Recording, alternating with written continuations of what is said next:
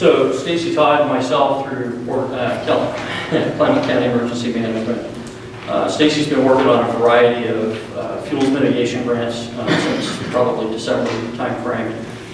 Some of those, the thing to remember with a lot of these funding projects, it takes years.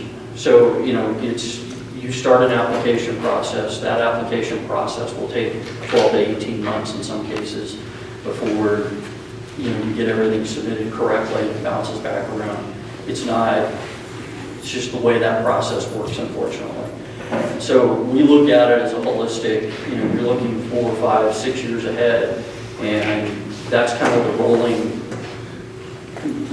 montage that we're looking at now, where we're seeing funding opportunities potentially next spring or the following summer.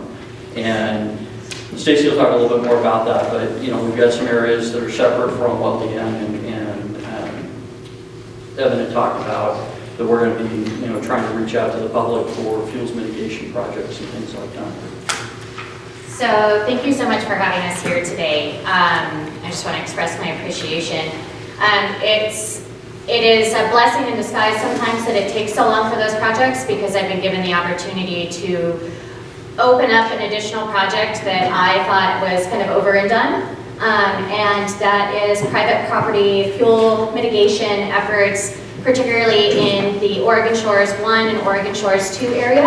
And it's specifically directed toward private property owners. You may not live in that area, but if you spread the word to others that do, over the next 2 months, I'm going to be calling, tracking down, even walking up and just knocking on doors to get information out on fuel mitigations in those particular areas. Now, if you don't live in those areas and you have an interest in having your property treated with some of these different management techniques, still feel free to call me, because we have a lot more coming down the pipeline, and our hope is to continue these funding sources many, many years into the future to have a nice, sustainable forest in our area. Is there any questions?